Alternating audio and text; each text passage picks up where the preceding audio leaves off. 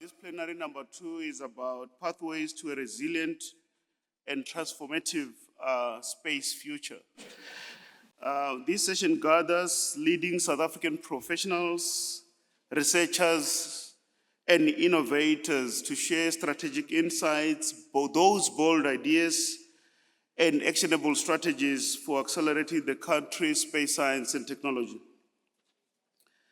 With an emphasis on the industry growth, public engagement, and inclusive socioeconomic benefits, the discussions will highlight practical initiatives that are shaping South Africa's space future.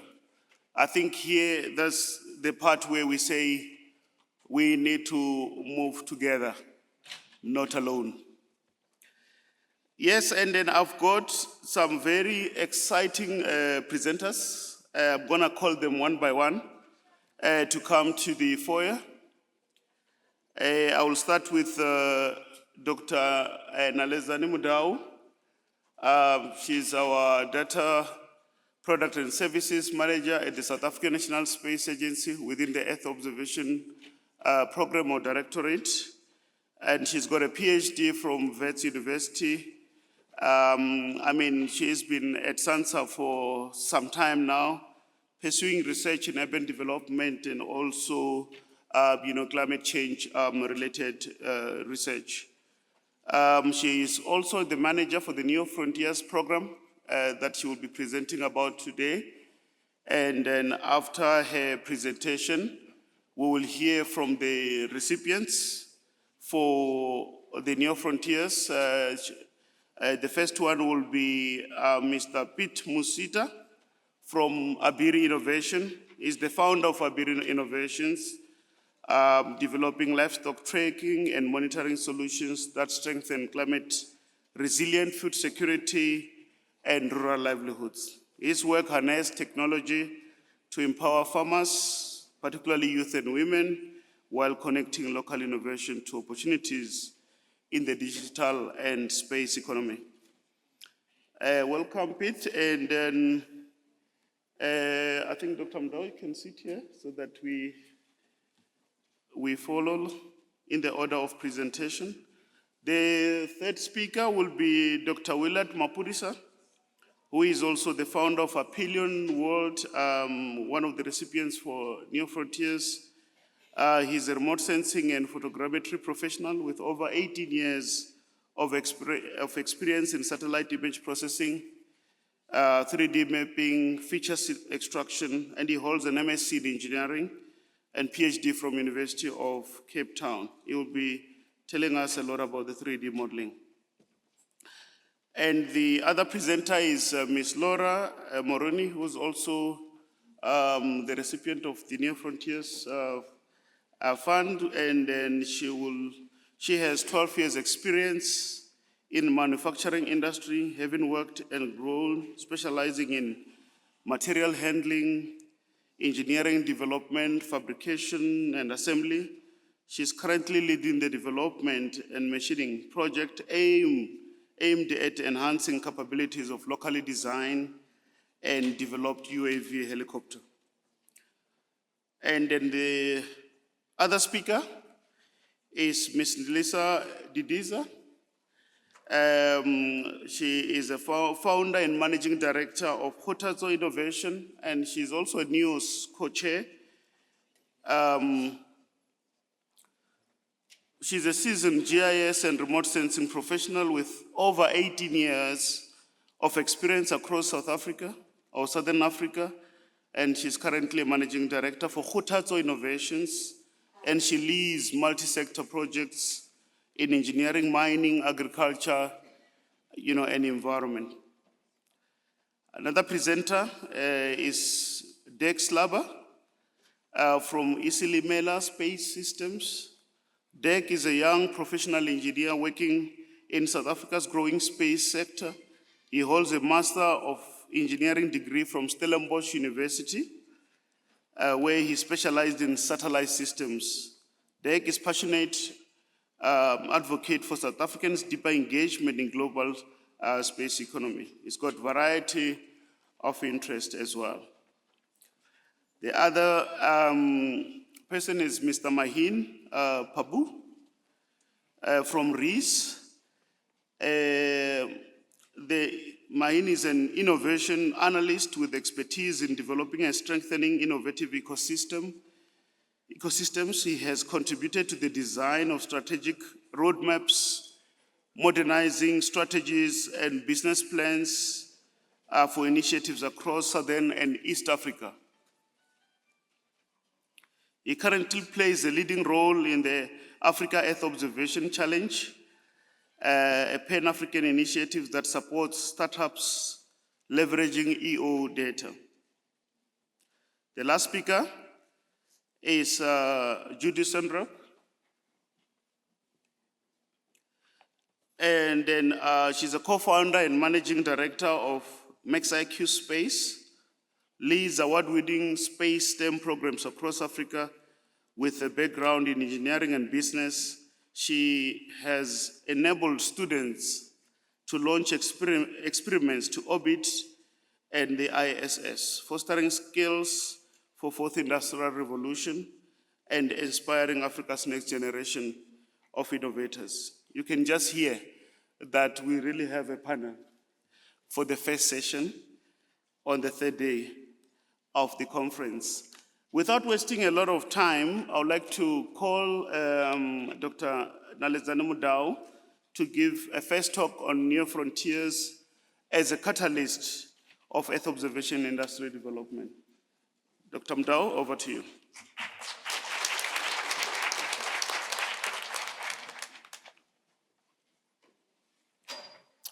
Good morning, everyone.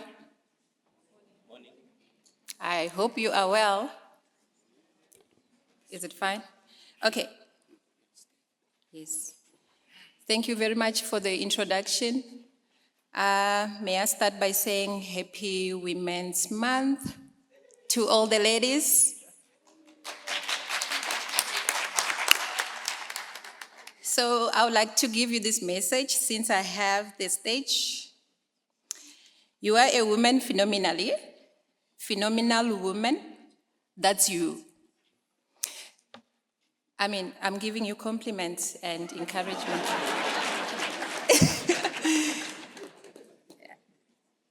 Okay, thank you very much. So as introduced, my name is Ngalezani Mudau. I'm Data Products and Services Manager at the South African National Space Agency. And I'll be talking on the topic towards the development of a transformed downstream Earth observation industry through the New Frontiers program. I hope you can see clearly.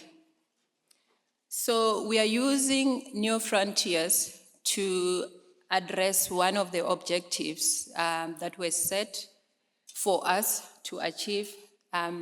So this is clearly stipulated on our act, on the act, that is SANSA Act, Act number 36 of 2008. And that objective is to support the creation of an environment conducive to industrial development in space technologies. We are also using this program to take space science and technologies to government, education, industry, and most importantly, society. So I'm sure you are familiar with the pictures that are shown there, but allow me to talk to just one picture, which is in the middle, for the benefit of those who may not be aware. SANSA launched a program called the Natural Resource Management Program last week on Friday in Venda at Mpapuli Traditional Council. So the move or the reason to, or motivation to choose the location was very intentional. I mean, we always meet in the cities and I mean, we get good food and good seats. So we were deliberate in terms of choosing the location for this launch. So we won't be able to achieve the goals that are set for us by government if we are not reaching the communities. So as you are aware, traditional leaders are responsible for looking after the land that we call tribal land. So those are villages. I come from a village. So traditional leaders are responsible for land use management, resource management, environmental management, amongst others. Of course, they don't do that on their own. They do that in partnership with local municipalities, government departments, and so forth. However, we realize that we've been working a lot with the national departments and some of the metros, provincial departments, but we need to go down to ensure that we take the technology to the people. So why we chose the traditional council, as I indicated, they are responsible for the well-being of their communities. But also you have a lot of resources. You also have a lot of human capital that is hungry for knowledge, for innovation. And if we are not empowering them, if we are not reaching to them, how do we expect that we will be able to solve the societal challenges that we are faced with, including those that are induced by climate change? So we need to be able to expose them, including the traditional leaders, but most importantly also expose the startups, the entrepreneurs who are in the rural areas, who are not always aware of the opportunities that we have in the cities. So through this project, we'll be working with the communities, we'll be working with local industry startups, we'll be working with, of course, national departments and other line departments that are responsible for natural resource management. And we'll be looking at creating awareness and promoting the use of space technologies and Earth observation in decision-making, especially when we're looking at how the chiefs and the headmen allocate and use land. We also want to empower them to ensure that when they negotiate with the investors from the cities, from the international market, they're also aware of the resources that they have, so that they don't end up, giving away land at maybe a minimum, but most importantly, without understanding the impact of their transaction on the people.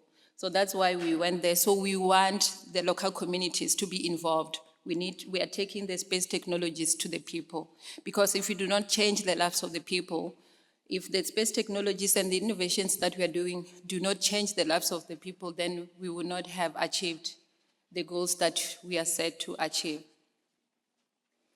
So coming back to the New Frontiers program, this program was launched in 2021.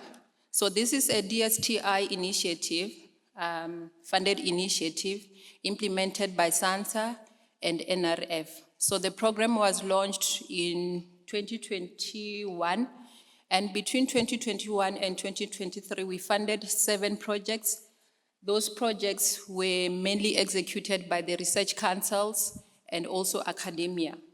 In 2024, we changed the focus to support industry development, to support startups, to support the small companies that we have that may not be having all the resources that they need to strive in this world. So, and we will continue to implement or to focus on industry development. As you are aware, we won't be able, SANSA alone cannot address or develop all the solutions, and we should not be developing the solutions to meet all the user requirements. We can only achieve the impact of the space agency and the space technologies can only be achieved through partnerships, but most importantly with industry. We need to find ways to also claim a stake from the 3.8 trillion US dollar projected from space technologies. So these are the objectives of the New Frontiers program, focusing on the Enterprise Innovation Support Fund.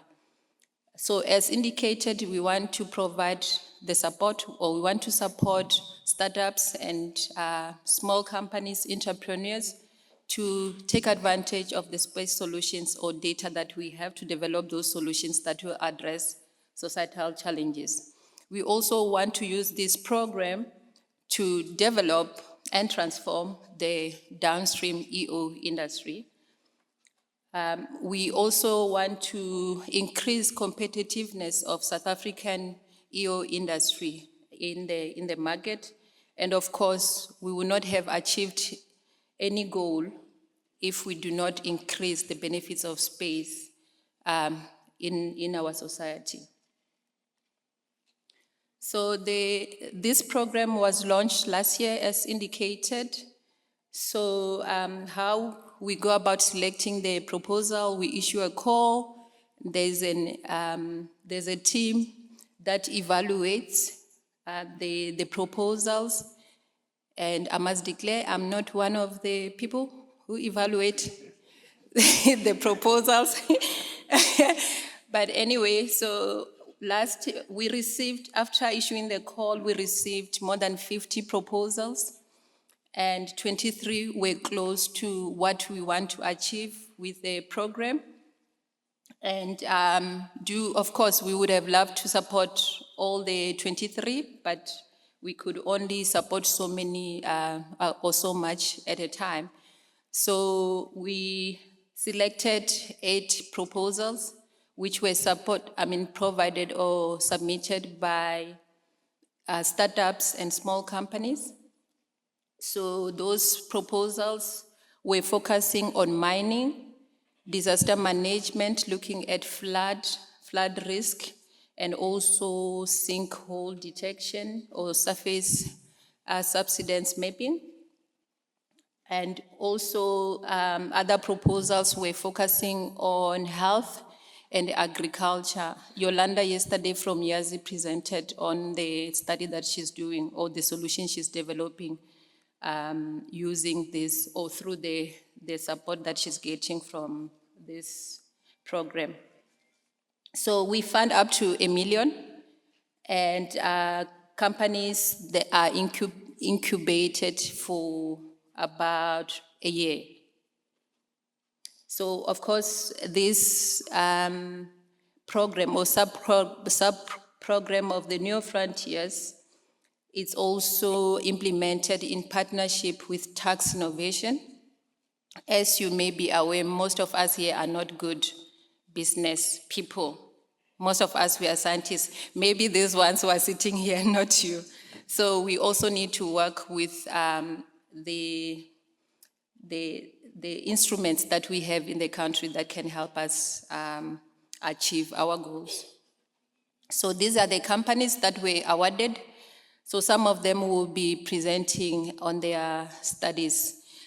I think I forgot to mention that out of the 8 companies, 4 are Black women-owned, and 50%, another 4 is also youth-owned. So we can be proud. It's a good start, right? Okay, so I'll skip this. So some of the companies, as I indicated, one presented yesterday, and some will also highlight their studies and solutions during this session. So how are we supporting the companies? So in addition to the financial resources that we're providing, we're also supporting them through the partnerships, of course, that we have with Tax Innovation and NRF. We are supporting them with mentorship. They meet one-on-one with the mentors on a monthly basis or as and when required.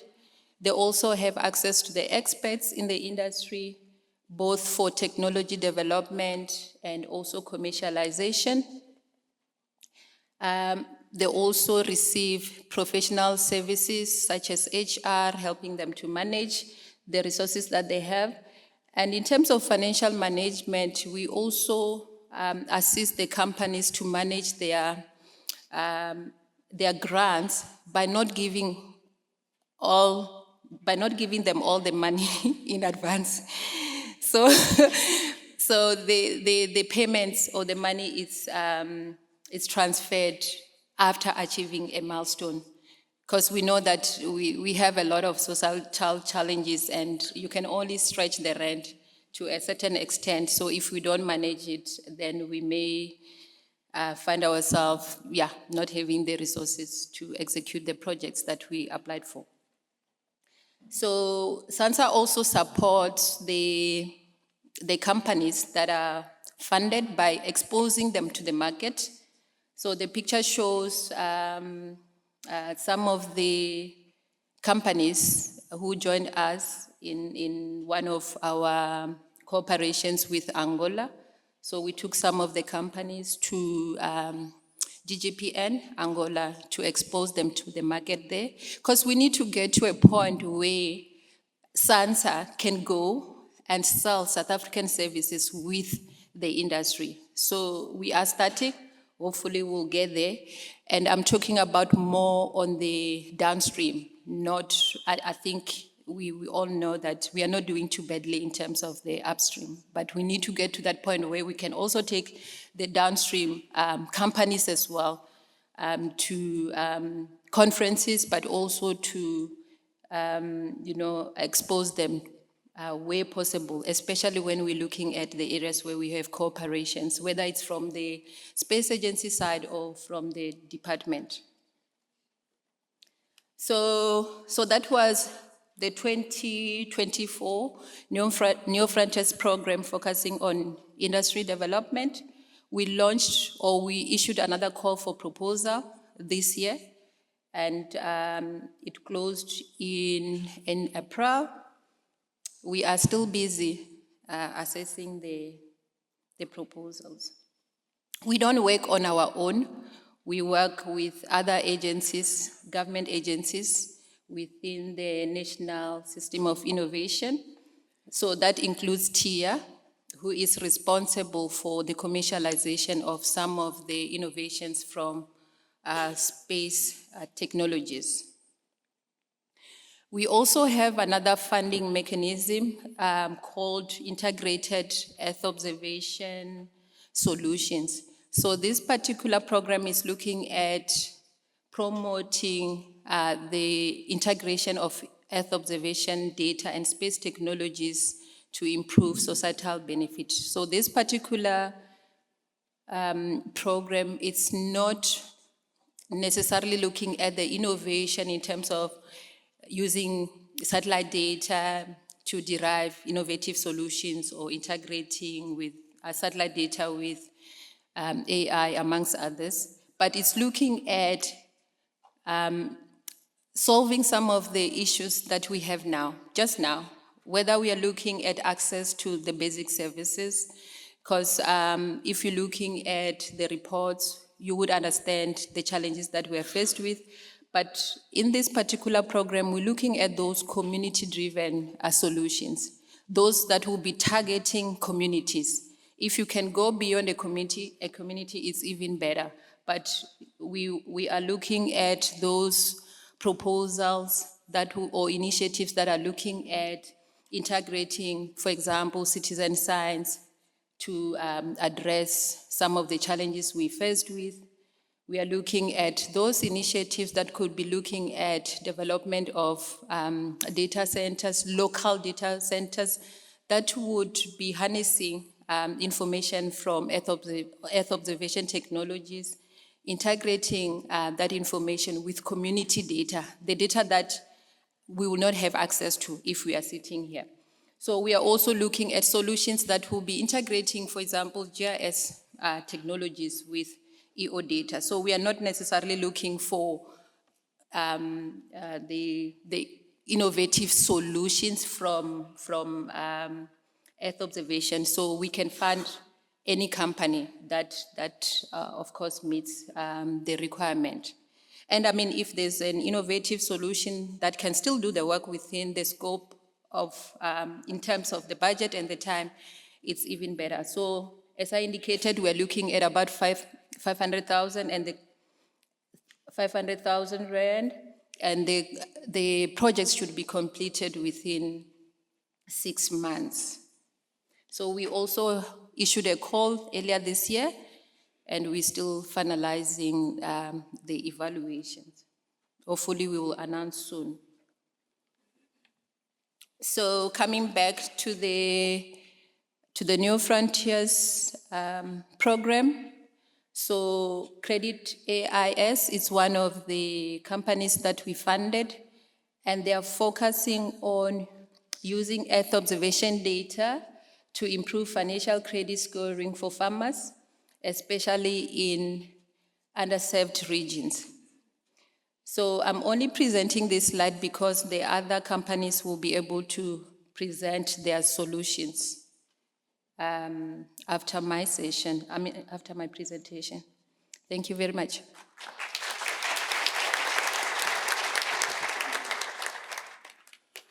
No, thank you so much with these initiatives for really creating, a conducive environment for industrial development, be it at local scale. I would want to also request now that we have the program presentation. The first presenter will be Pete, who will be looking at, Mr. Pete Mashita will be looking at the Lishaka livestock tracking system. You can just share the ideas of what the aspirations of your project. Thank you, Pete. Round of applause, please.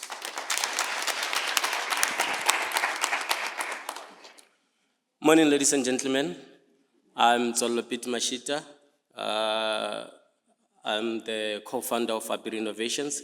But before starting with my presentation, let me take this time to thank our esteemed sponsors and partners, starting with the Department of Science, Technology and Innovation, the South African National Space Agency, the National Research Foundation, and Tax Innovation.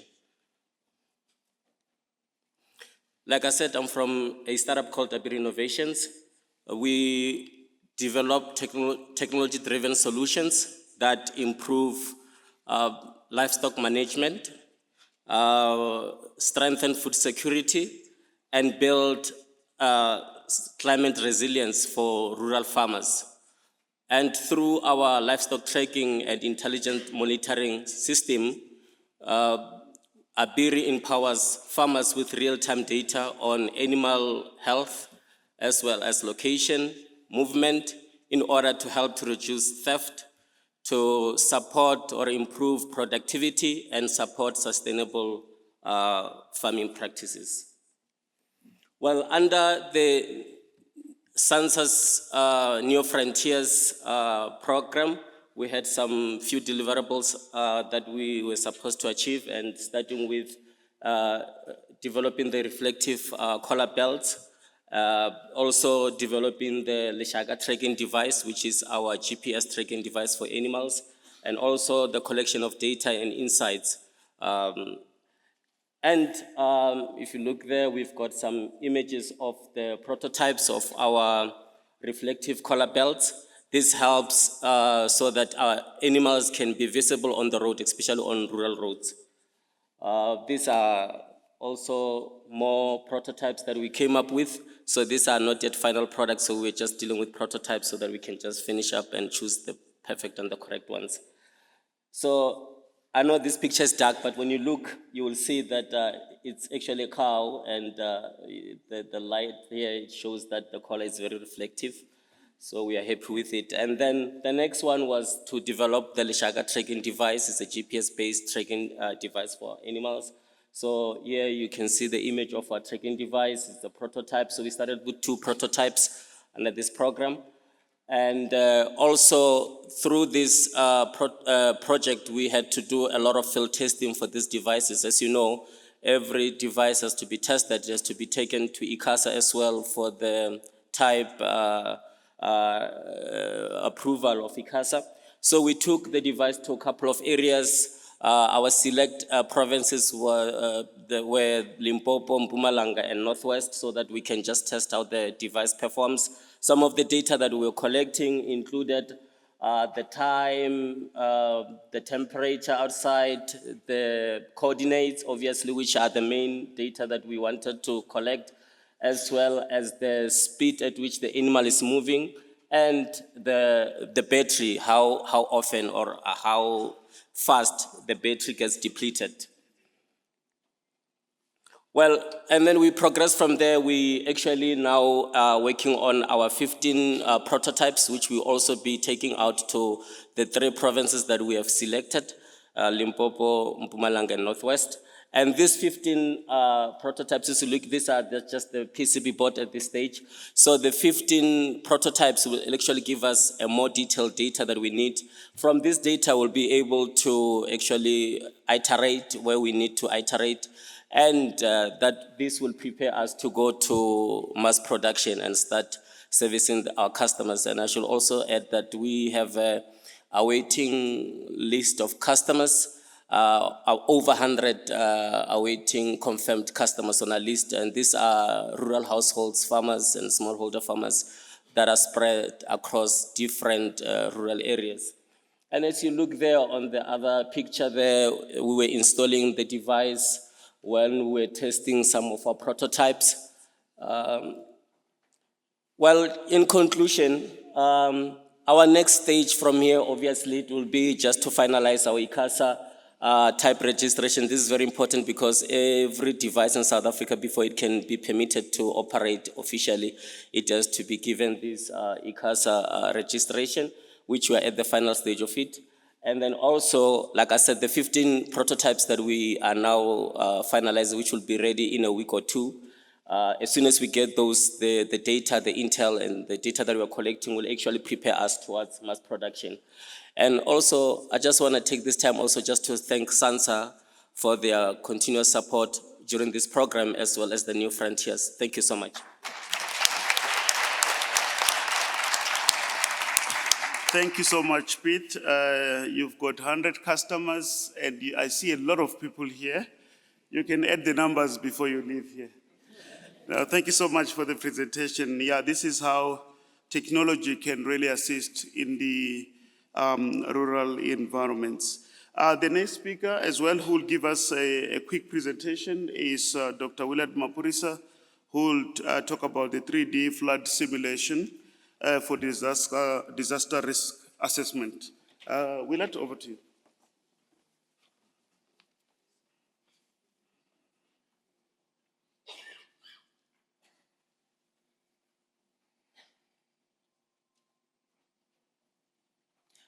Yes, good morning, everyone.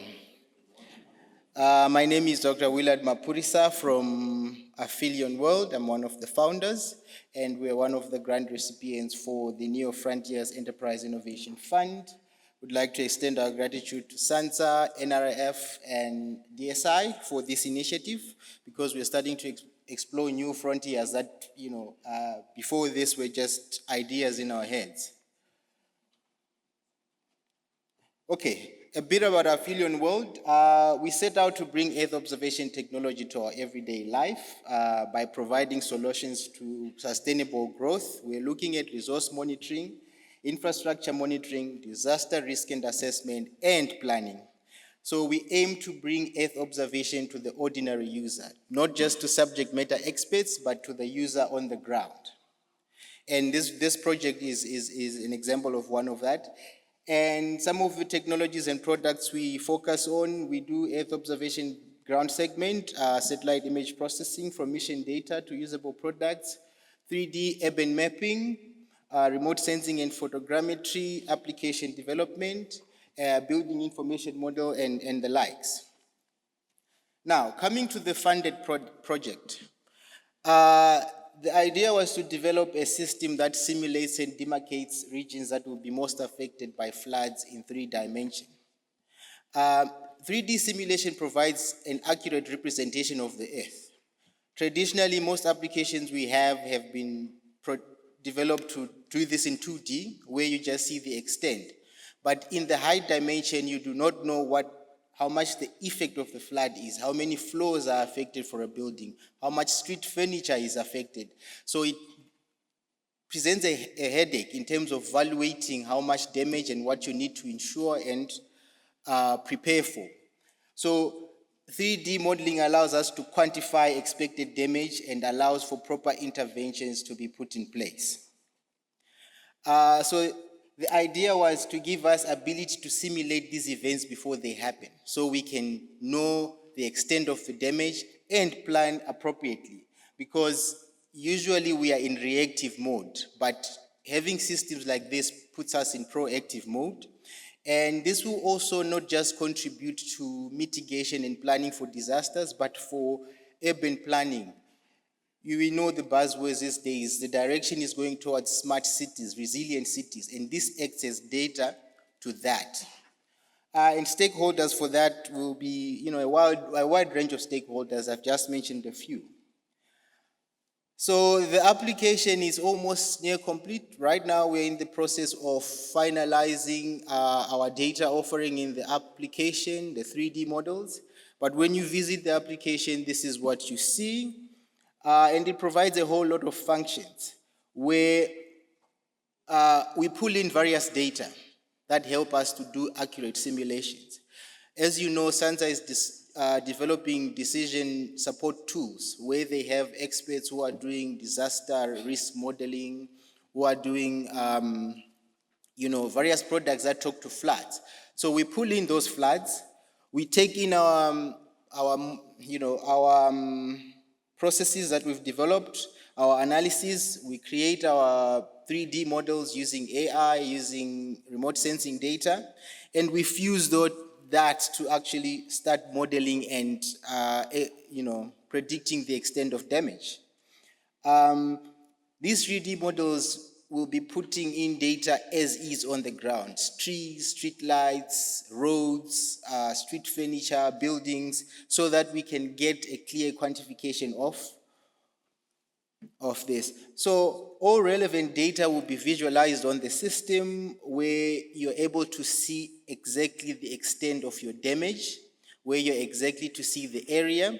And for stakeholders who are responsible for rescue operations, they're able to use this system to plan rescue missions, to identify safe zones, and to inform citizens of potential disasters. And this is what users will be seeing. Now we are in the process of attributing our buildings. We need to know the street addresses, which we've already procured. We need to know the number of floors, which we are estimating using our algorithms. And we are now able to actually simulate this and show you the affected areas, quantify the number of trees. For example, we were using City of Etikweni here that has about 1 million buildings. Where we are able to have that data in the system, and we're able now to start quantifying the number of buildings. We are working on modules that will give you reports. When you do a simulation, it tells you the amount of buildings that will be affected, at what different height levels, and these are actually things that you can use to plan for these future events. So our idea is to develop an EO-based application for flood simulation, as I've just displayed, which will be used to mitigate and plan for disasters. But there's a second component to it, where you have API access to localized information. If you want to know if your building is in a risk area, if you want to know if your infrastructure or your investment things are in a risk-prone area, you'll be able to use the system without even visiting the interface, which is useful for insurance houses, finance houses, planners who want to know the risk associated with any development that wants to happen. The benefits of these are huge. You can imagine creating 3D models at scales. This brings in a lot of players. That's what we are looking to do. We've started engaging universities already to identify students, where we are giving them projects of creating these detailed models in informal settlements, residential areas, commercial areas, which we will feed in the system. And as a result, we've already started employing youths, women into this project with the prospects of it going forward. That's it from me. Thank you.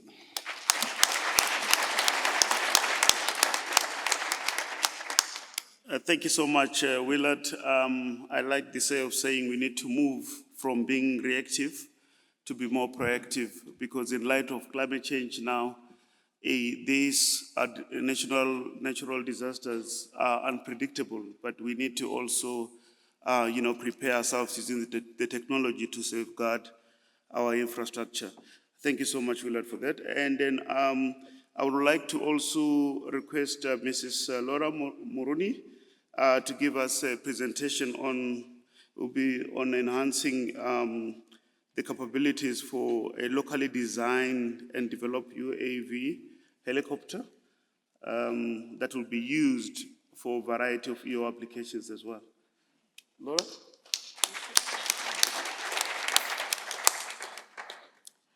Good morning, ladies and gentlemen. Thank you very much for allowing me today to have this opportunity to present the locally developed UAV helicopter that we're working on to improve the gearbox and the muffler system from the current one that we have to a new one.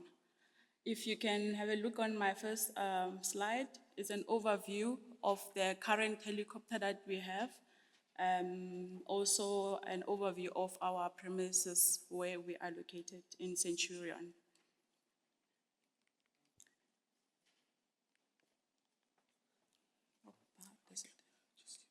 This one, okay.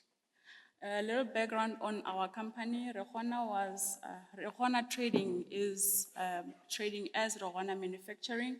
We were classified as small enterprise, and we hold a level 1 BE certificate. Its commencement of business was in 2022. And currently our business has experience in material handling, engineering development, fabrication, and assembly.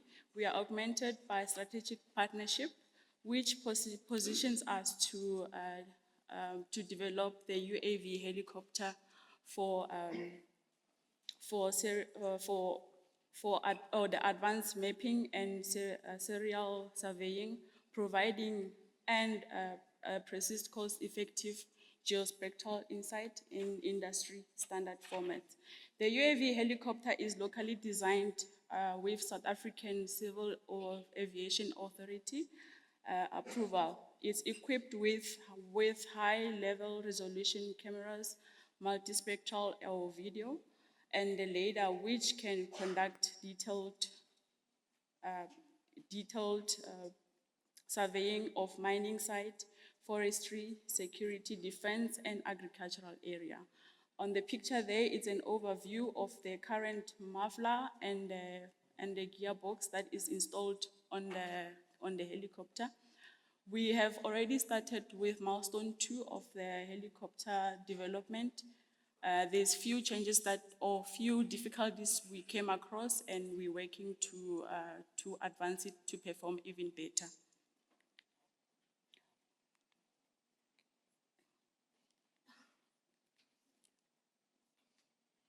On the next slide, the increased payload will enhance detailed surveying, conducting of mining site, forestry, and agriculture by means of increasing sensor combination and time required for capturing data. The data supports the producer in the agricultural sector by providing early and accurate yield predictions on the time for the planning, for the logistic and harvesting, storage, defense, and security and sale.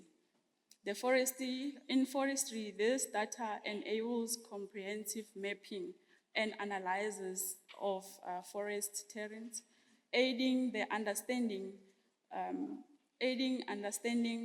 landscape, identifying features, and planning effectively for forestry management and strategies. This enhancement overall security and forestry area, preventing illegal logistic and ensure timely intervention. In the mining sector, additional an additional topographic mapping detailed in 3D model can be created through modern structured form motion.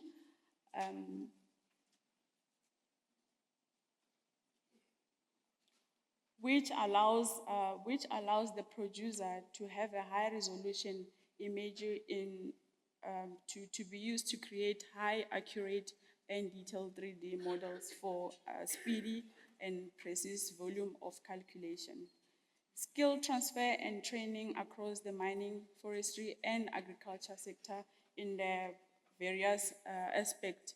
The UAV use data capturing in a contributor to local human capability and development. The current speed that the current UAV can go up to 25 meters per second, and its cruise speed is about 15 meters per second. The distance range is between 20 and 30 kilometers, and the current capacity load is 3 kg maximum, but we're working to improve it to have up to 15 kg maximum. And then the endurance is about 2 hours max to flight. The new development on the muffler system and the gearbox, the design, development and manufacture of the intermission gearbox prototype. This gearbox will increase the payload capacity of the UAV helicopter from 3 kg to 15 kg as I indicated. Secondly, the redesign of the manufacturing of prototype 2 muffler stroke. The noise reduction muffler will enhance the stealth capability of the UAV helicopter with an increased payload capacity. This will greatly improve the sensor combination which the UAV helicopter can carry during the single mission, improving the time required and capturing data related to the coast operation. The enhancement of providing the payload capacity will also be used in the future to transport payloads such as emergency medication, supporting the emergency equipment, etc. during the disaster operations. The redesigning of the 2 muffler structure will enhance the noise reduction, manage the exhaust gas back pressure, and flow this will optimize the stealth capability of the UAV helicopter during security missions. If you see there, where there's a blue color on, it's a gearbox in the helicopter, and the muffler system is the exhaust of the current muffler. On here, I have a video just to showcase of the current helicopter we have.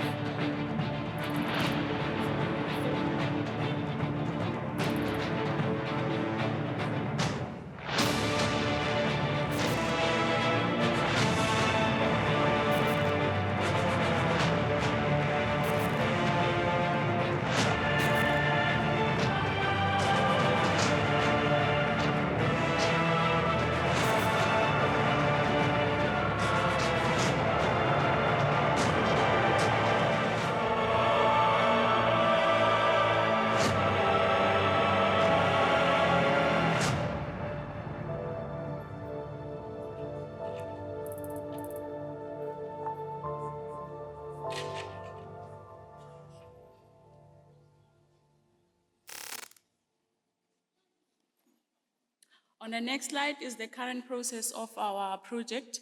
We have completed the first milestone. We're still busy with milestone 2. We're standing on 60%. We had to review some designs that we have done at the first milestone, and few drawings have been changed based on the material that we use, and also the heaviness of the material to make the helicopter a bit lighter.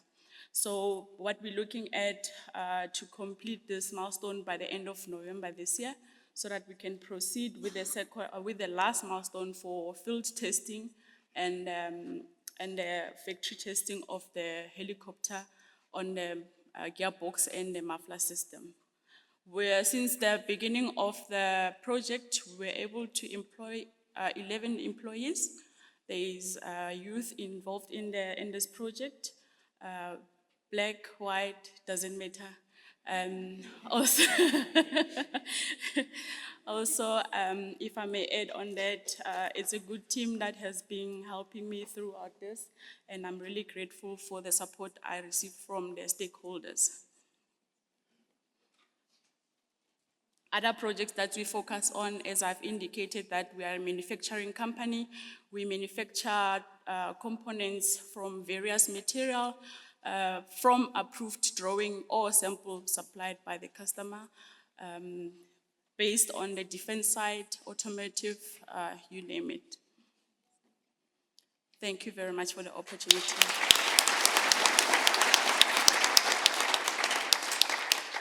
Thank you so much, Laura. Very interesting innovation you're bringing here.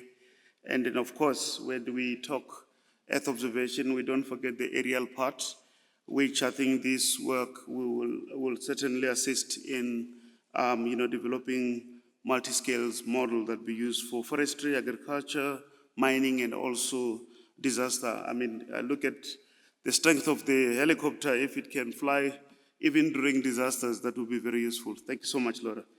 The next speaker will be Didiza is the founder and managing director of Khothatso Innovation. She'll talk about Earth intelligence for inclusion, shaping South Africa space-driven development future. She's also one of the recipients of the Neo Frontiers. She'll just give us a few overview on that, then she'll then dive into a topic.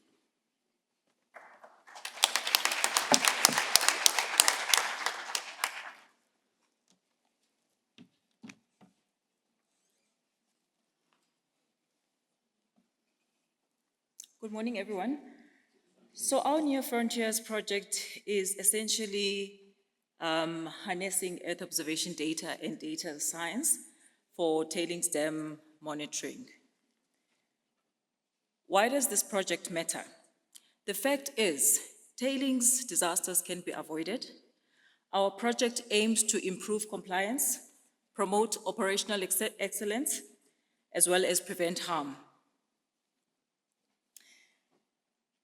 And when we looked at the value prop really was to say, how do we empower mining companies with satellite-driven insights to enhance safety, compliance, and environmental stewardship in tailings dam management? So essentially what we're looking at is that we will take, how we're doing this is that we will take satellite data, especially INSAR data, as well as industry knowledge, as you know, with mining sector. From this, we are able to build a model from which tangible, actionable insights can be done. In terms of the progress, where we are finalizing securing the site. The legalities of that are almost complete. And then we have also defined some of the parameters that we will be monitoring, because we're not only going to rely on the satellite data or the data from our side, but also on the pilot site side. So that is milestone 1, and then after that, we are looking at carrying out and building the model. So I will now jump into the actual contribution for this particular conference. At our core, at Khothatso Innovations, our commitment is essentially democratizing Earth intelligence. What exactly does that mean? We're really saying that we want to ensure that it reaches the people and the communities who need it the most. I'd like to lay the foundation by sharing about myself as well as the business. My educational background is in applied GIS and remote sensing, and I come with 18 years experience in terms of the consulting environment, having started with the likes of Department of Water and Sanitation, and was later headhunted by a company called SRK Consulting, and this is where Khothatso Innovations was born. Outside the office, I sit as a co-chair for the Agriculture and Food Security Community of Practice, And while other kids go to Konga, Bali, etc., I go present at conferences such as these and have proudly shared some of the work.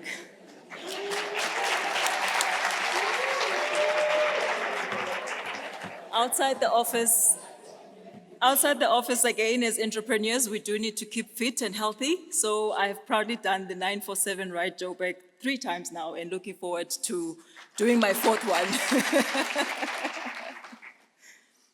So just some quick facts on the business side. We have been around since 2009, but fully operational from 2019. And really our focus is engineering, environmental, as well as the mining industries. I'm proud that we have completed over 181 assignments, mostly for repeat business, for repeat clients. And in terms of the structure, briefly, we've got the remote sensing division supported by the GIS division, of course, with myself at the helm. And of course, because we want our solutions to be quite bespoke and crafted for our clients, we also have a developer that supports us really there. What exactly do we do? It starts with the consulting, and really it's to say, is it a GIS kind of problem or remote sensing?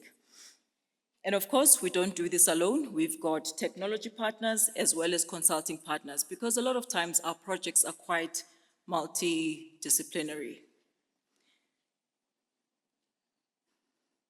I'm going to take you through, just to bring it home a bit, some of the case studies in terms of the work that we've done, starting with an engineering project whereby we were tasked with actually assisting the engineering firm for an energy feasibility study in the Mpumalanga area.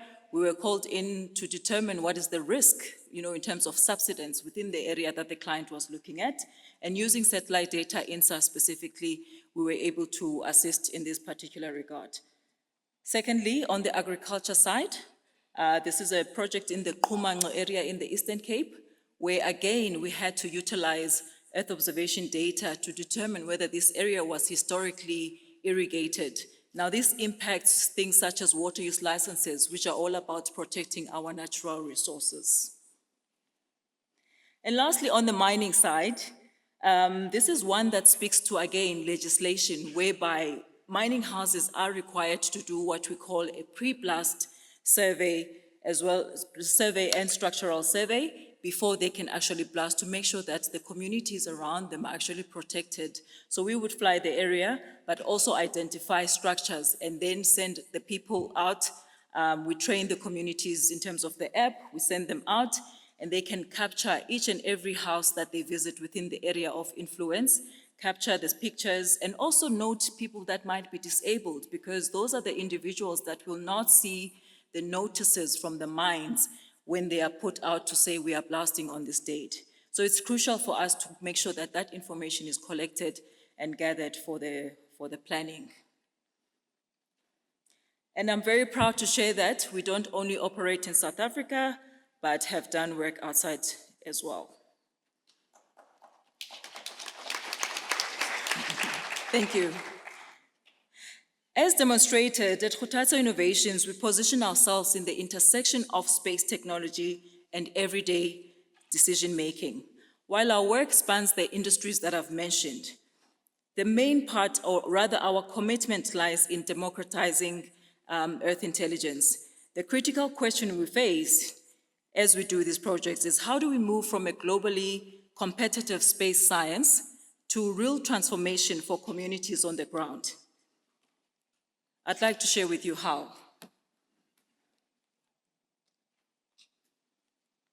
It's supposed to move.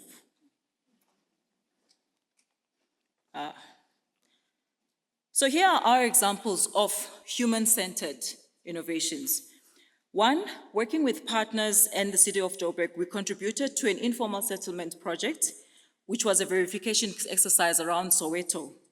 And on the right is our team actually training some of the community members who formed part of the field workers that went out to do the work.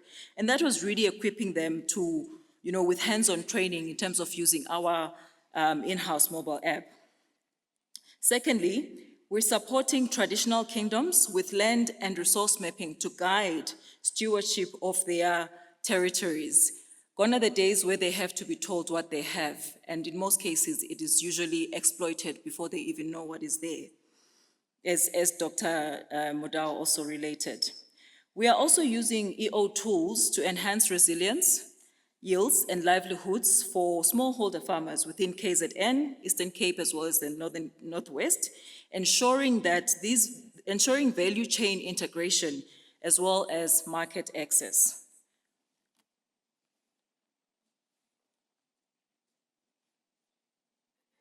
How exactly do we do it? The superpower is co-creation.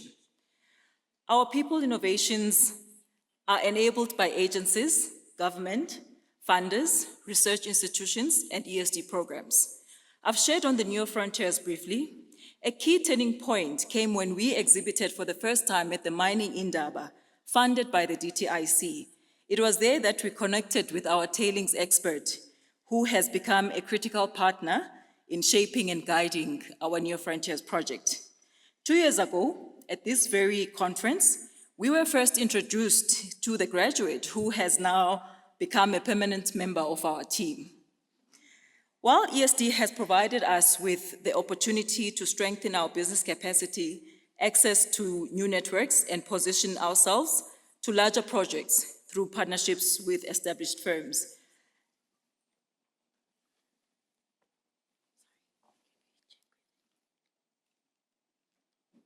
it's almost, okay, thank you. So I'd like to share my closing vision with you.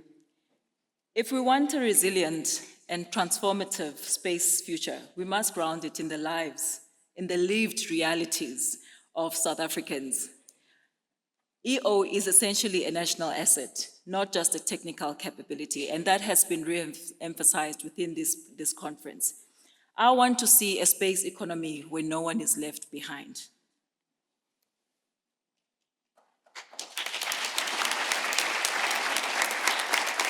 Thank you.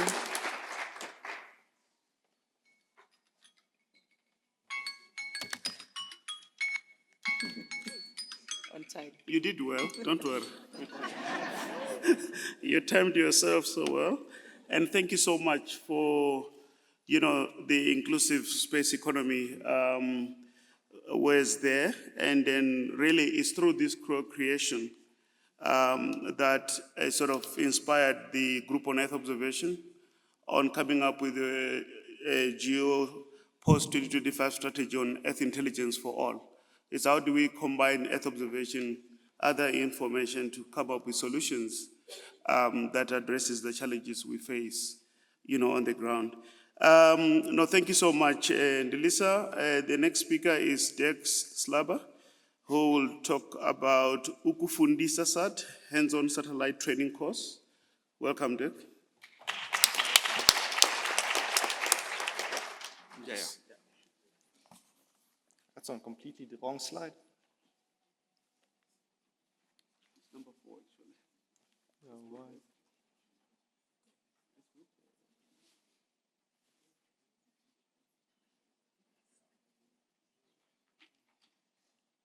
We good? Okay. Well, let's start at the beginning, guys. Okay, anyway, good morning, everyone. It is both an honor and humbling to speak on the same stage on which the giants that really pioneer our space industry have spoken about their great efforts. I'd like to extend my thanks, as I'm sure I speak for most of the young professionals present, that it has been a really inspiring and insightful conference.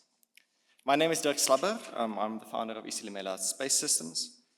Now, over the last 2 days, both transformation and capacity building have been mentioned as a necessity in achieving our space ambitions. And in this presentation, I'd like to share our humble contribution to that effort, namely the Ukufundisat hands-on satellite training course. So, to share a bit about my personal journey, I studied engineering at Stellenbosch University and graduated with a master's at the Electronic Systems Laboratory. And after graduation, I've been occupied as a simulation engineer at CubeSpace ADCS. Now, this is great and all, but none of this would have happened if it wasn't for the place at the top of the slide over there, Back when I was still a little snot-nosed boy in 2008, my mom would take me to the MTN Science Center there in Cape Town. Now, in hindsight, the Science Center was pretty basic, but to a young Dirk, this was like the coolest place on earth. They had a life-sized space capsule and even a little rover that could run around on its own. And yeah, to an 8-year-old boy.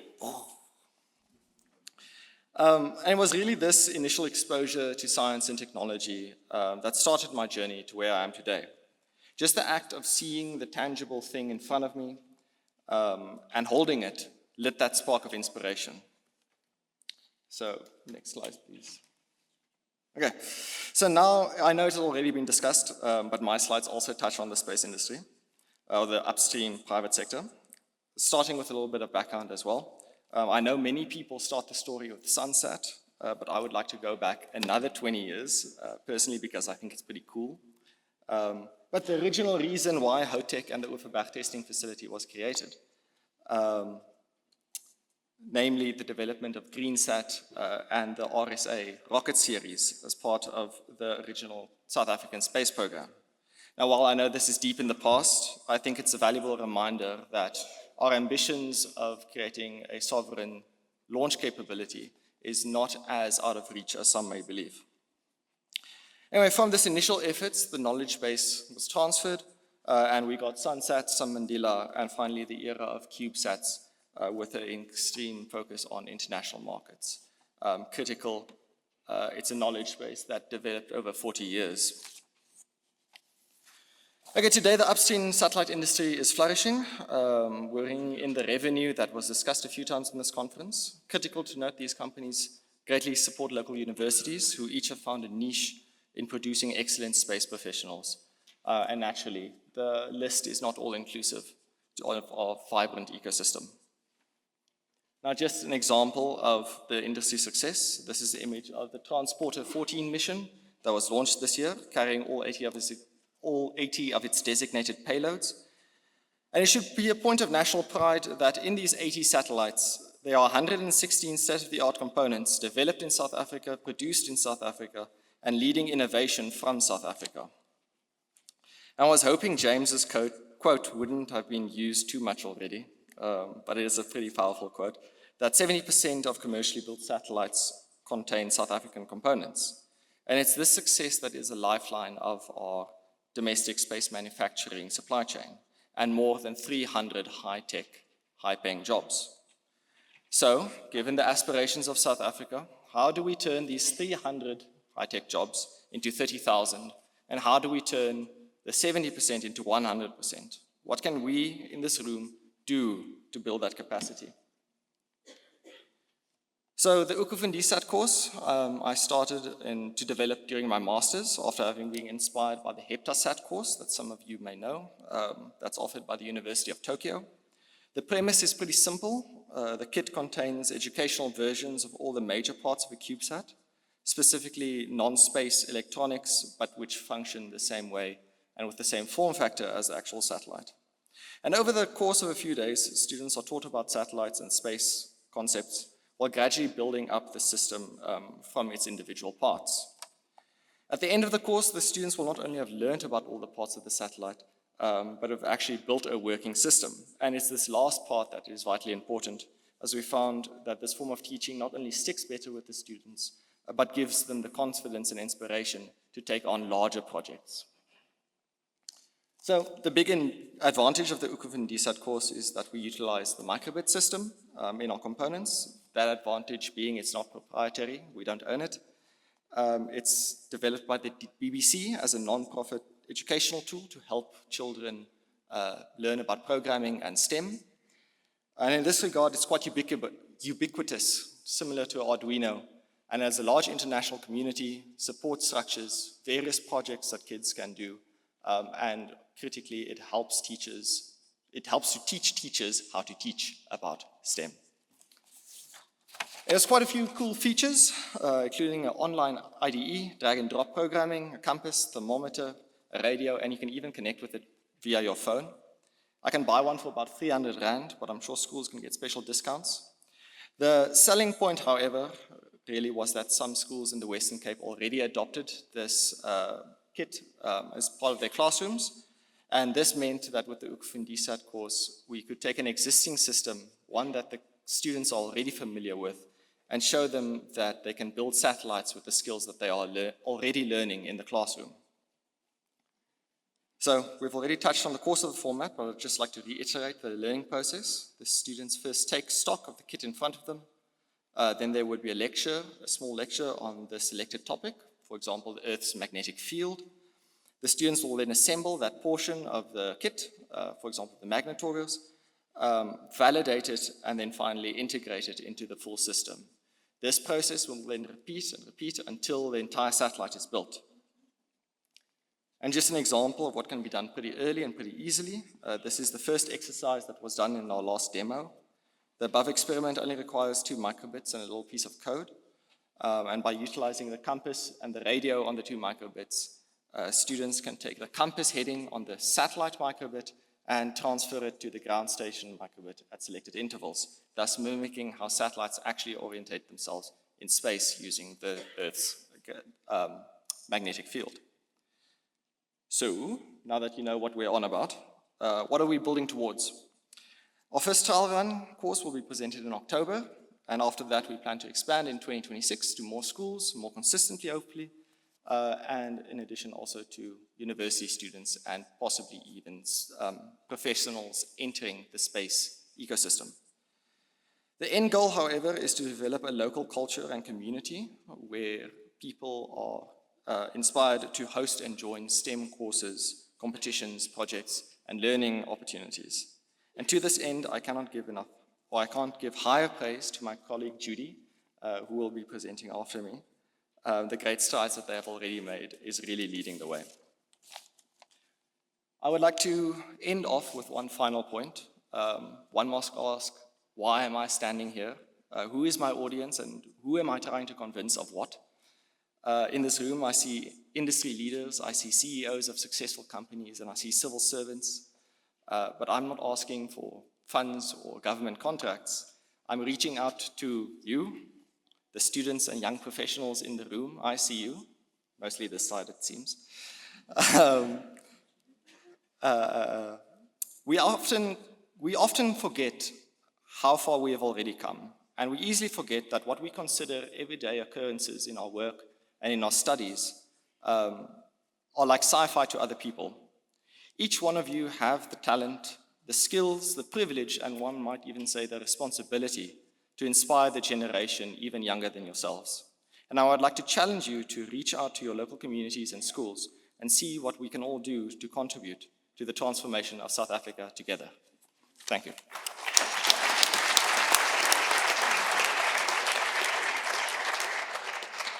Thank you so much, Dick. You are inspiring. You are also reminding us that, this space outreach, space education, going to the community, exposing those people to space science and technology is very critical. I can imagine just assisting them to assemble a satellite and then remind them of the value of that satellite in ensuring that we have constant Earth observation data that can be used for decision making. I think that will blow their minds. Thank you so much, Dick. And the next speaker is Maheen Pabu from RIS. He will talk about the Africa Earth Observation Challenge.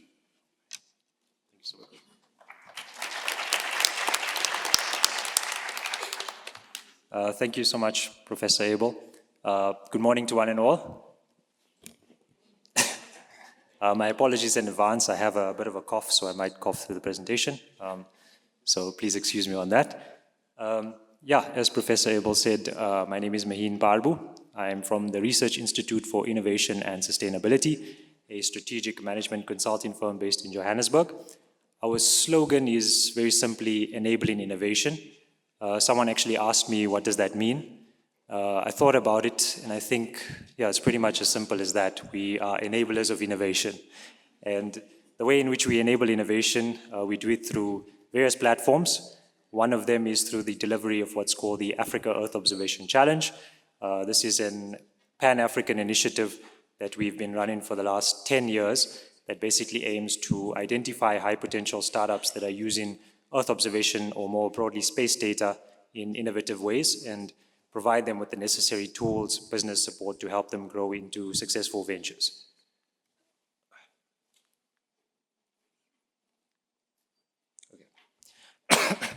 So as I mentioned, we've been running this initiative for the past 10 years, and now that it's an African initiative, I'd just like to maybe do a bit of a reflection over the past decade and bring you back to where it all started, because it actually started right here in Swane, Pretoria, 10 years ago, actually not too far from where we're all seated today at the Innovation Hub, so right down the road.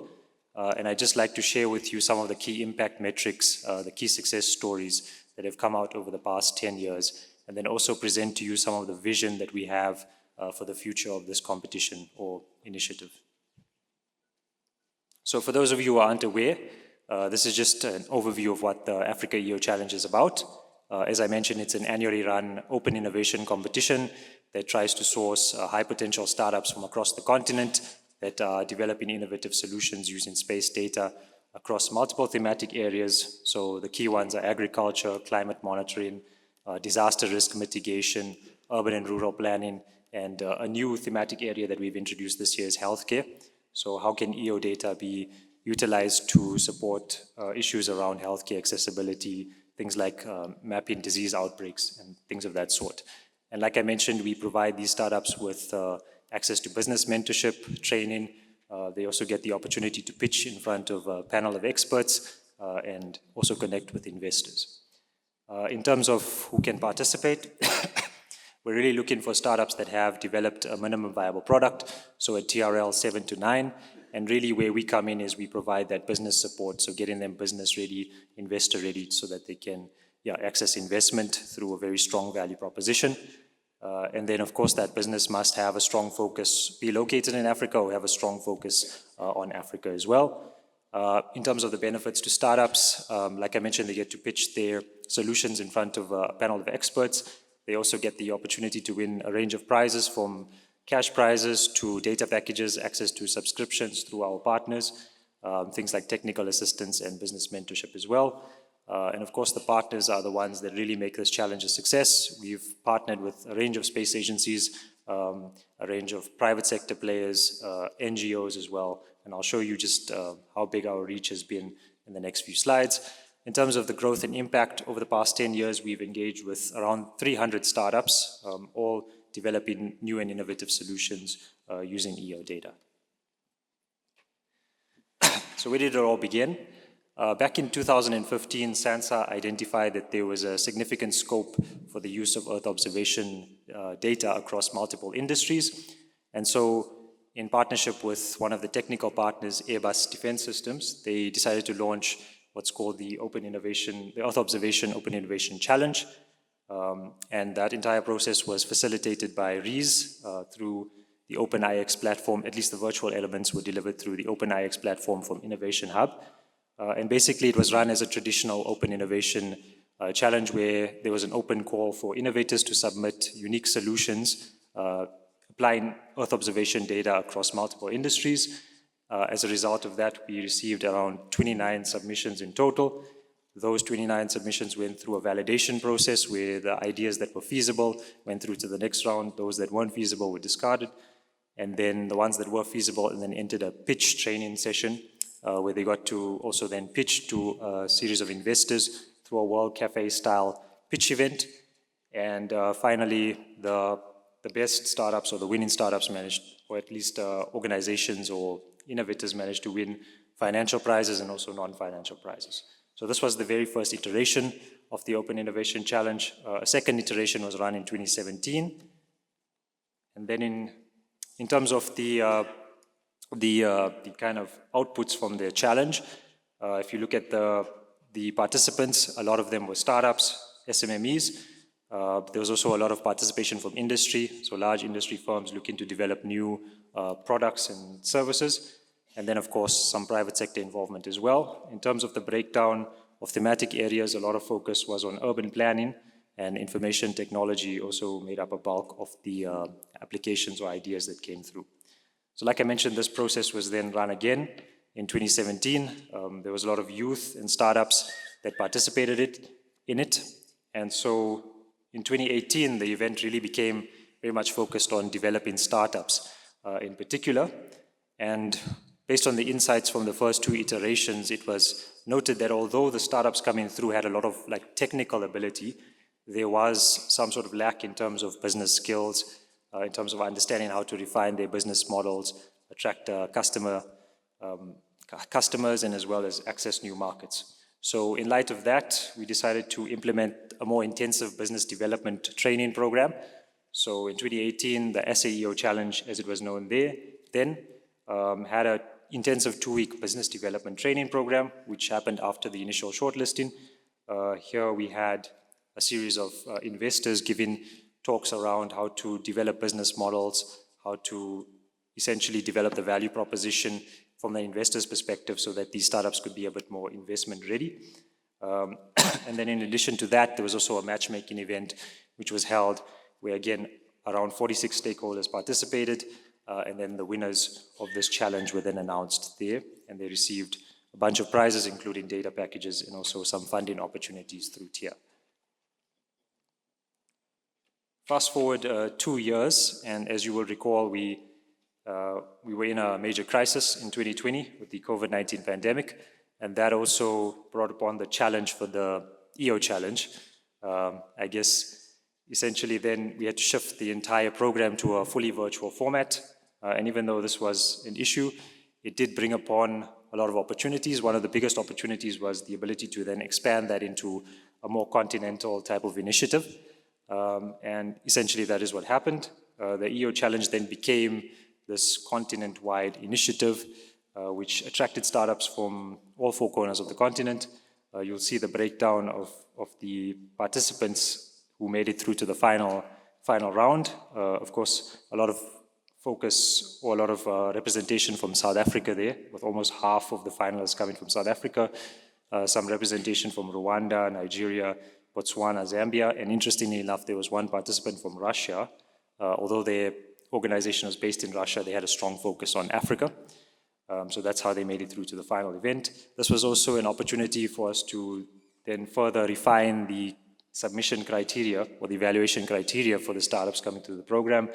So we developed this robust evaluation matrix that we still use to this day around assessing whether the solution is innovative, whether it's relevant to the particular industry that it targets, sustainable, whether it's feasible, the validity, and then also assessing the team capability and intent.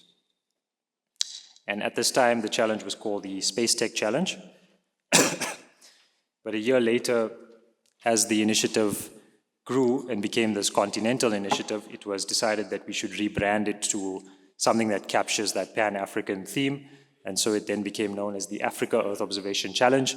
And throughout the past few years, we've seen a significant increase in the participation of startups. That graphic in the center shows you the breakdown of all the startups that made it through to the initial shortlisting. You'll see strong representation from South Africa. There's also strong representation from Kenya. Nigeria has a few startups that came through the program, Egypt as well. In terms of the breakdown, not surprisingly, a lot of their focus has been on the agricultural sector, noting that a lot of sub-Saharan Africa in particular is focused on finding solutions around agriculture for smallholder farmers and things of that sort. Climate change also makes up a large percentage of the thematic breakdown of the startups that came through the program in the past few years. And this is mainly just a snapshot of all the winning startups, so the ones that made it through to the very last stage, got to pitch their solutions at the final pitching event and ended up in the top 3 or top 5. You'll see again a very good spread across the continent.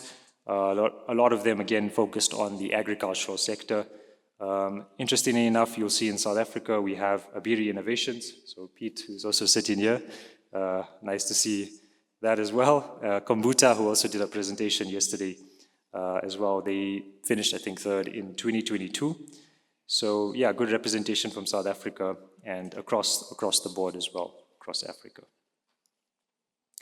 And these are just some of the testimonies. Again, coincidentally, I have Pete here as well. So We just followed up with some of the startups after they made it through the program, just to ask them how much they've grown, what they've learned from the program. And it's had a lot of impact, as you'd see, in terms of helping them validate their business models, helping them understand which areas they can pivot to or expand their business and get new opportunities in that sense, but also has allowed them to access follow-on investment through angel investors or venture capital as well. So that just highlights some of the impact of the AEOC. And like I mentioned, all of this would not be possible if we didn't have the support of the partners. And I think the reason that we have such a widespread of startups is because we've managed to tap into networks across the continent.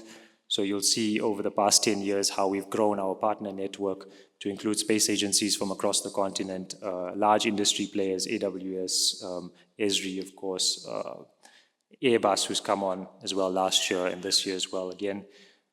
So that really gives you an indication of the reach of the AEOC. We've reached around 17 plus countries across the continent.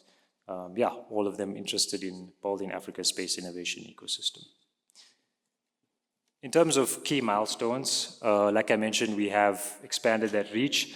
In 2022, we hit a very key milestone in that we hosted the final pitching event outside of South Africa for the first time. It was hosted in Nairobi, in Kenya. And this was significant because it really helped us develop our aspiration for being a Pan-African initiative. We then carried that through last year as well, where we hosted the event in Nairobi again at the Space Summit during Kenya Innovation Week. And then in 2023, in alignment with our Pan-African vision, we introduced French in the application process. So we allowed applications in French. This saw a significant increase in the number of submissions, but also the finalist cohort was one of the most diverse cohorts we've had. 10 of the finalists, 9 out of the 10 actually came from different African countries, 5 of which were from Francophone Africa.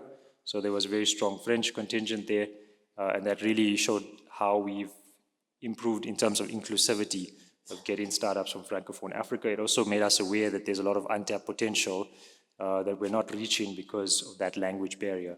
So that's something that we've been very intentional about moving forward as well in our vision. In 2025, we're being a bit more intentional with our engagements with partners and participants. So we've organized a series of activation events, attending a lot of conferences like the one here. But one of the notable ones we've had this year was the in-person launch event, which we held last month. And that was attended by 100 plus stakeholders. And so it's helping us build traction and get more people interested in partnering and also participating in AEOC. Then in terms of our future vision, we're really trying to make this a very sustainable program. So not just a once-off event that happens every year, but a multi-year event.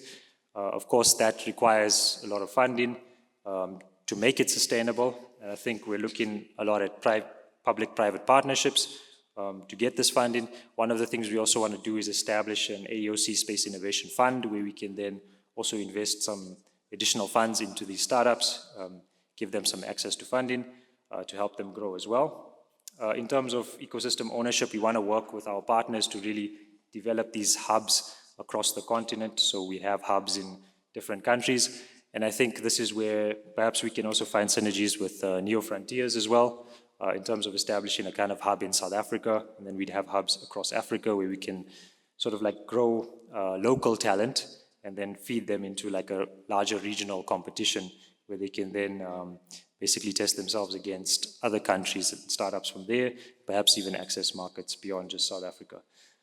So that's something that we're very intentional about as well, is getting more synergy in South Africa, which is why we're also presenting here. And then in terms of, just around that incubation program to have physical spaces where we can actually help startups grow and provide them with more than just business support, but access to working spaces and things like that. So that will obviously involve a lot of support from our partners and this Pan-African network that we've developed.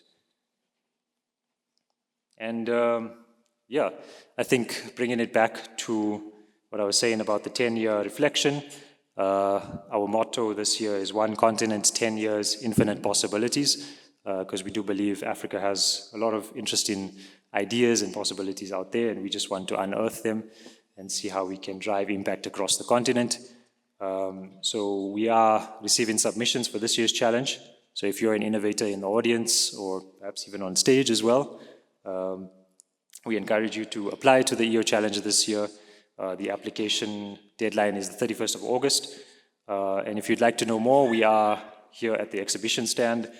We have a booth, the REES booth, so do come visit us. We're also giving away a drone, if that's incentive enough.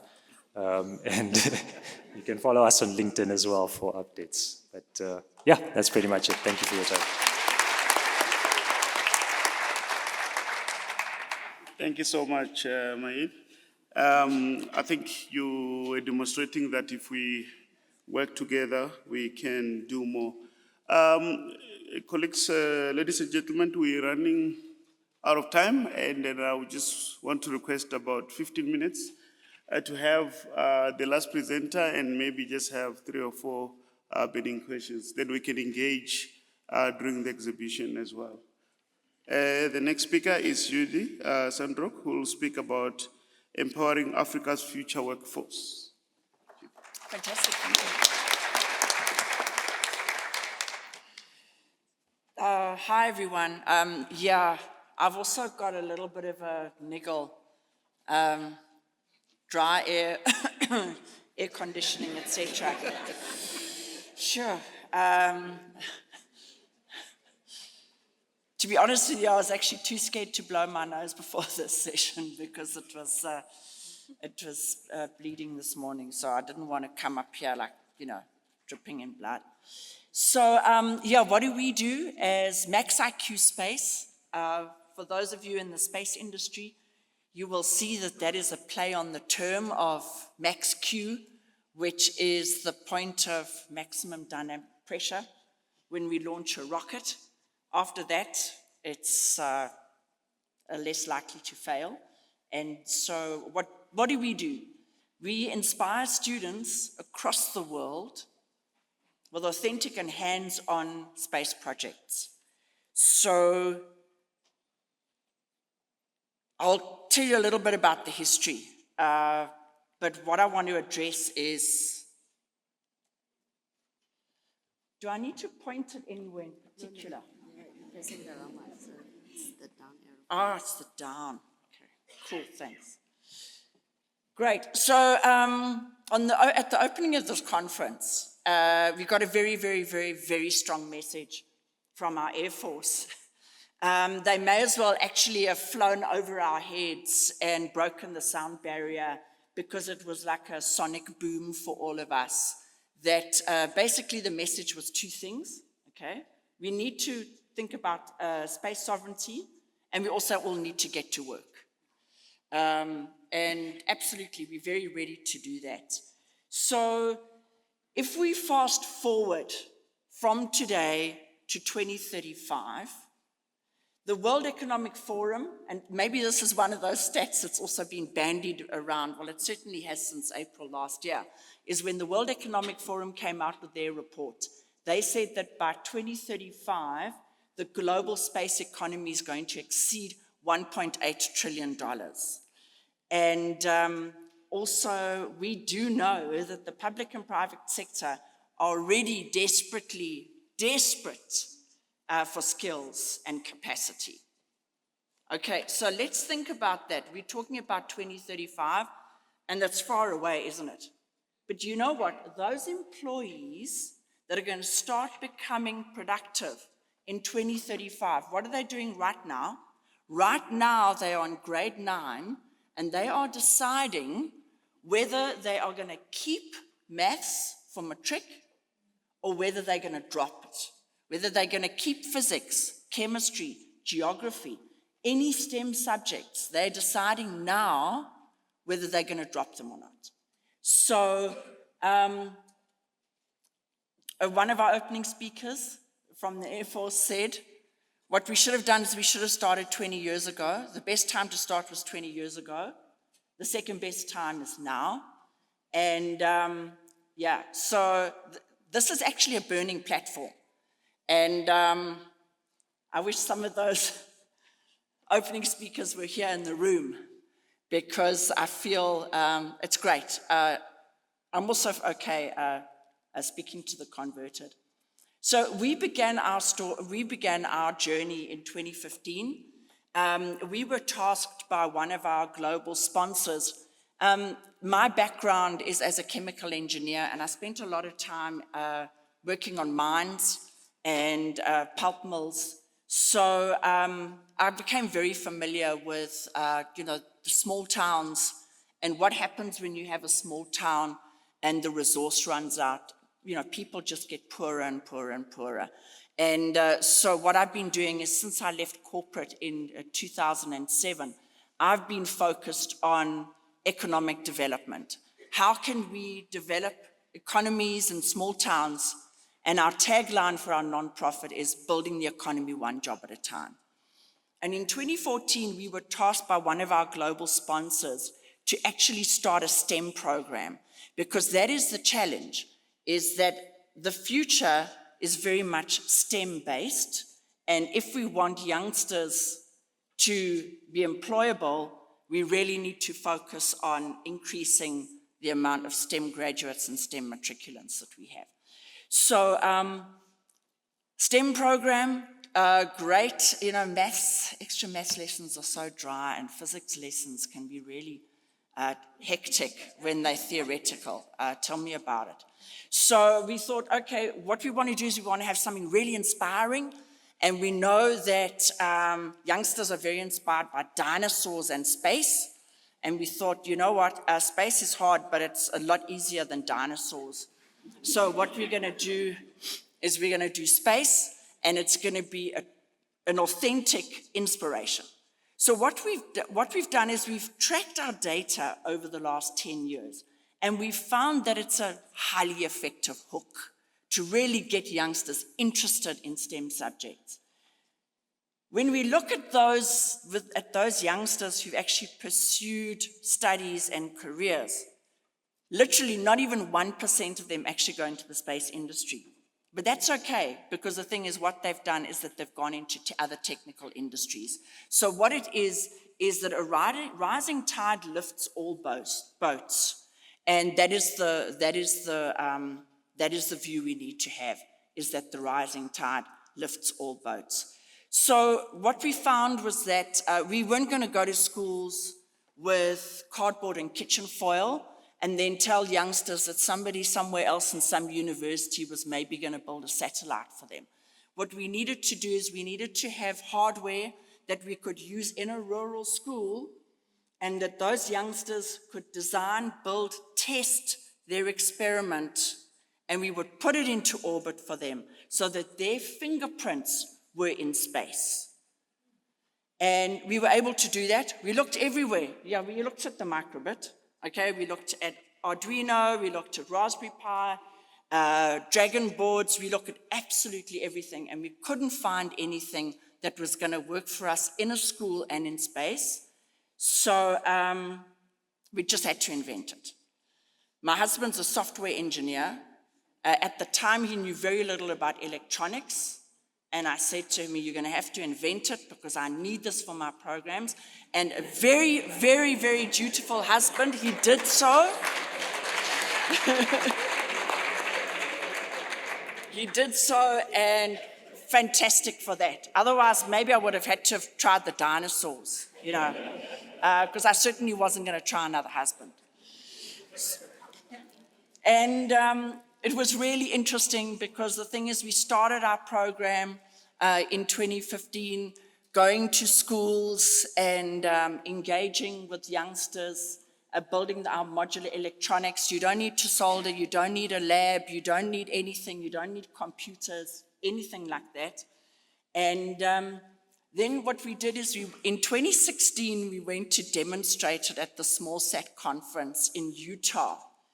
And there we met up again with Professor Bob Twiggs, one of the developers of the CubeSat format. And it was so fascinating because Bob Twiggs came up to my husband, Biaka, and he said, "Young man, I want to shake your hand." Now, it was fascinating for Biaka. I mean, Bob was then in his early 80s and Biaka was in his 50s. So it was wonderful to be called a young man. And he said, I want to shake your hand. He said, we've been wanting to do this for so many decades, and here you are. You come from Africa, and you bring this. I'm going to give you your first big project, which he did. It was absolutely fantastic. So what it was, that first project was on the ThinSat program. So what it is it's basic, a ThinSat is a slice of a CubeSat. And there were 180 institutions who had signed up for the ThinSat program. And over 80 of those were high schools and middle schools in the US.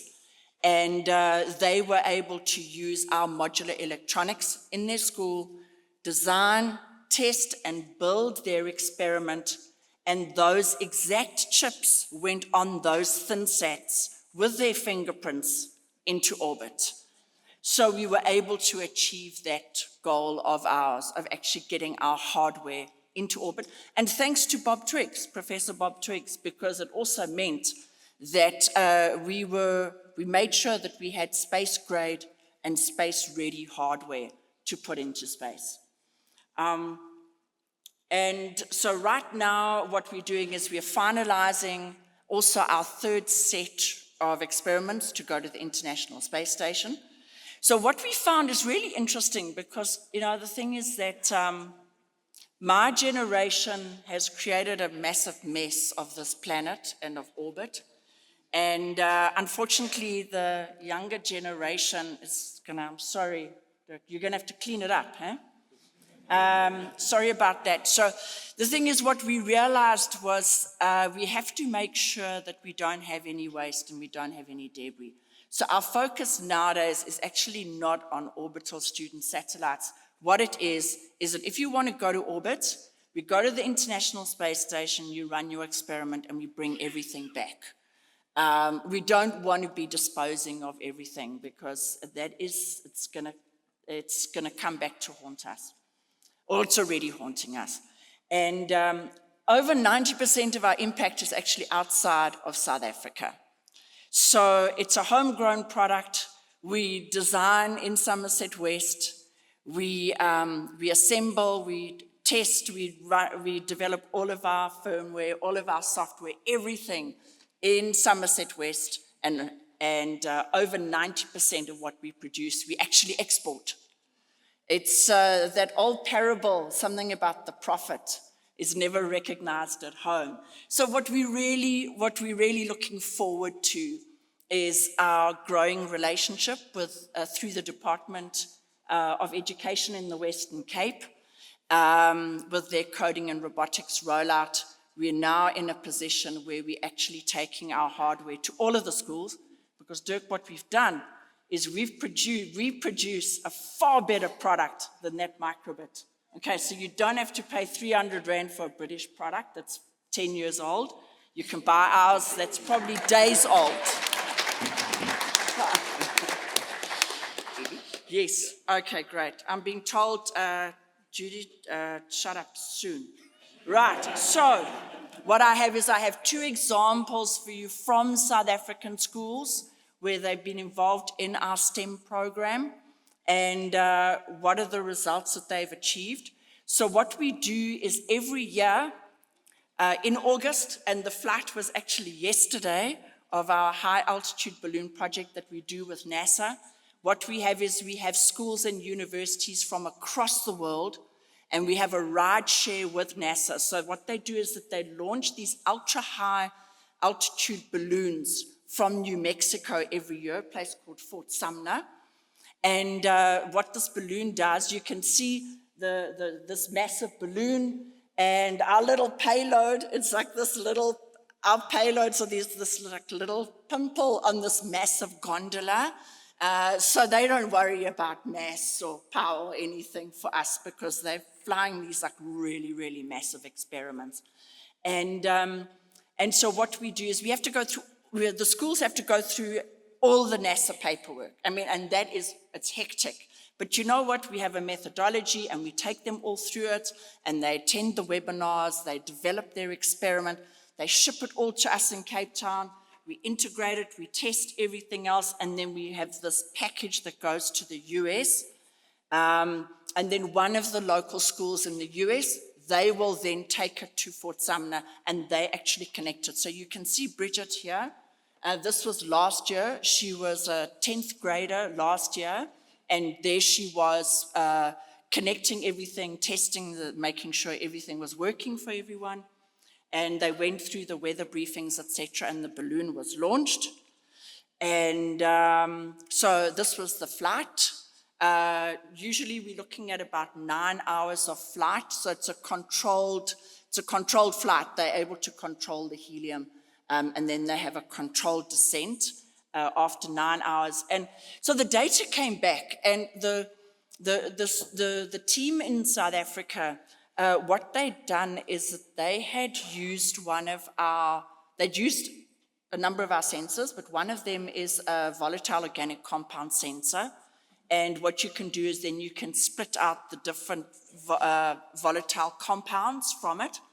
And they had the light sensor, which was looking at natural light intensity and UV, A and B, temperature, pressure, humidity, etc.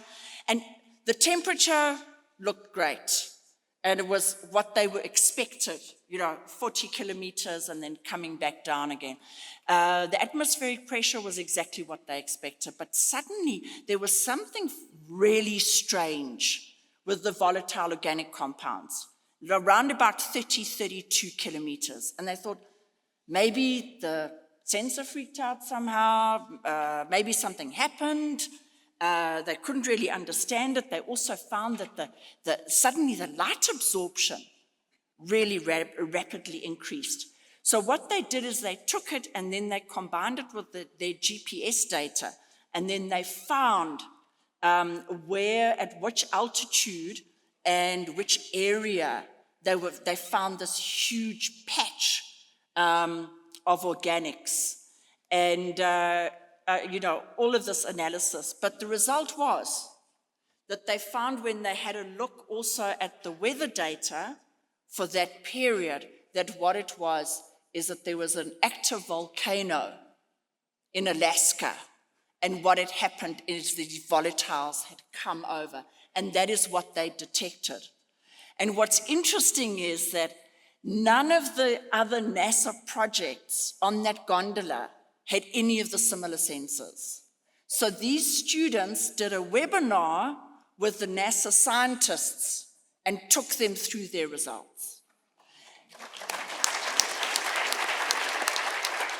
Absolutely. So thank you very much. And since then, they've presented this data at 3 international conferences on climate studies. These students, and it's completely changed their lives, this opportunity. And then the next opportunity was with ASRI from KwaZulu-Natal. So what we did is that we always collaborate with ASRI, because fantastic team to work with. And for us, if we can get our hardware 1 meter off the ground, it's better, okay? And so what they did is they had a series of sensors which they put into the nose cone of the rocket. Please, I just need 2 minutes, literally 2 minutes, okay? Because this is where the fun comes, okay? Because you have to see the video. So they put their sensors into the nose cone, and off the rocket went, and then the parachute deployed, and it got blown out to sea. So everything was lost. Okay. Anyway, it was great. We saw the launch, everything like that. 3 weeks later, I get a phone call from Sansa Hermanus, and what had happened was that this nose cone had washed up on the beach, and the people around Overberg Test Range, Arniston, etc., they know if this is something funny, it must come from those Denell people.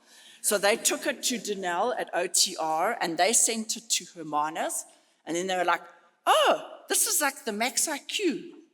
We know all about the Max IQ kits. And so there was data on the SD card.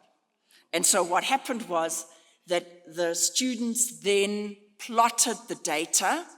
And so what you can see is that the blue graph at the bottom is the altitude, so you can see the rapid increase, and then it reached apogee, it started to descend, and then the parachute deployed, and then you've got a very nice controlled descent.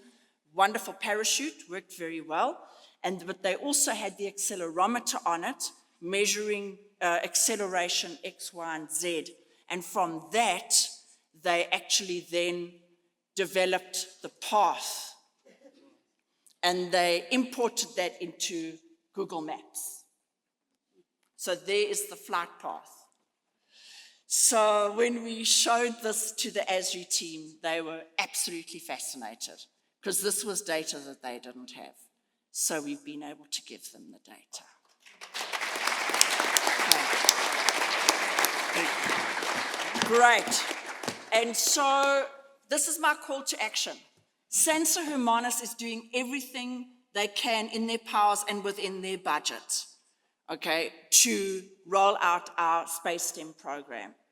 But the thing is that what we need to do is we really need to look at the private sector and the public sector skills development. It's an authentic STEM outreach program. We're also BBBE level 1. And remember, the employees that are going to start becoming proactive. What? Productive, thank you, productive in 2035 are in grade 9 now. And that was proof that I'm not reading it from my slides. Thank you, everybody.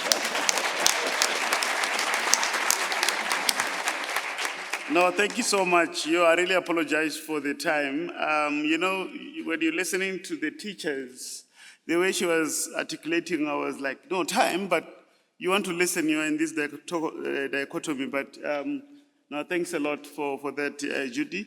And unfortunately, we don't have a lot of time for questions, but I want to find out if I've got some few questions here on Slido, which I will share with the colleagues to respond, and then also reflect and ensure that their work, cover some of the concerns that you could be raising, or maybe some of the comments for really improving the work that they're doing. I think there's been fascinating presentations. Please give them another round of applause. Any one burning question? Yes, please.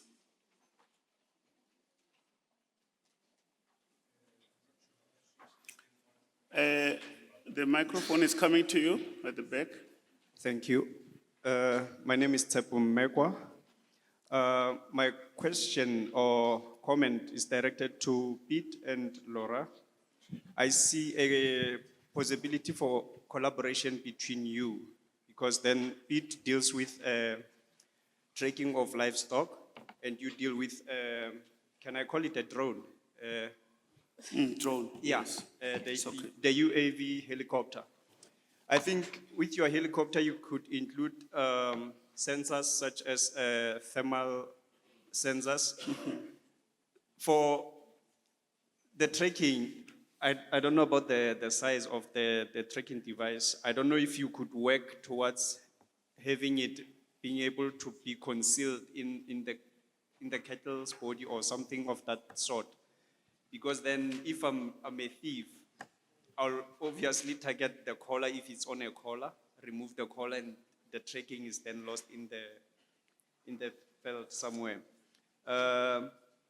The issue of thermal device on the helicopter, I could say if I'm a farmer, I would have the tracking device and the helicopter, so that I don't have to go, because in the rural areas, you will have to leave your cattle somewhere far from where you stay. You don't necessarily have a plot or a farm where your cattle stay all the time. So if I have to check on my cattle, I'll probably check the location, the GPS, and deploy the helicopter. Then the thermal sensors, I'll use them for tracking what is around the cattle. If there's a body of a human, something of that sort, I'll be able to tell that there's possibility of a thief around my cattle at that time, and therefore execute any measures that I may need to circumvent that. I think that's about it. The helicopter, I don't know if you have any plans to increase its range in terms of the radius that it can go, and even maybe the time, the 2-hour maximum flight. I think that's all in terms of my contribution. Thank you. Okay, thank you so much. I will just allow the panelists to comment, starting with Pete, just less than 30 seconds, and then less than 30 seconds for Laura, then we will have to close the session, unfortunately. All right, thank you so much for that question or insight. Yes, we're looking at collaborating. I think it will be a really great opportunity to collaborate. So obviously we started with the basic technology that we can afford with the funding that we receive. So the GPS-based collar was the most affordable at the moment. So as we go and progress, that's how we can improve our technology to ensure that we miniaturize it, and so that we can collaborate also with the drone technology in order to provide a very detailed tracking system. But for now, we just wanted to step a basic step of making sure that we can just start with the coordinates, getting the coordinates using the GPS technology, and from there we can improve going forward. Thanks. Okay, thank you. And then Laura, on the range, please. Thank you very much for the comment. I really appreciate it. Going forward, we're looking for more opportunities like this where we can collaborate with other industries and companies. On the speed, we're working to improve that as well. But that's why this is under development. And after testing on the final milestone, we'll be able to determine the outcomes of it. Thank you very much. Thank you so much, Laura, and thank you so much. I think today this session was very interesting. You heard about the startups and SMMEs that are EO-based, and then you saw innovations. And the key thing is that partnerships and collaboration, we can take this, what we've seen today, to the next level. Those who are advanced work with those who are starting, and let's empower each other and go ahead. And remember, those ones who are in grade 9. Let's continue to inspire them so that they can be the startups of tomorrow. Thank you so much.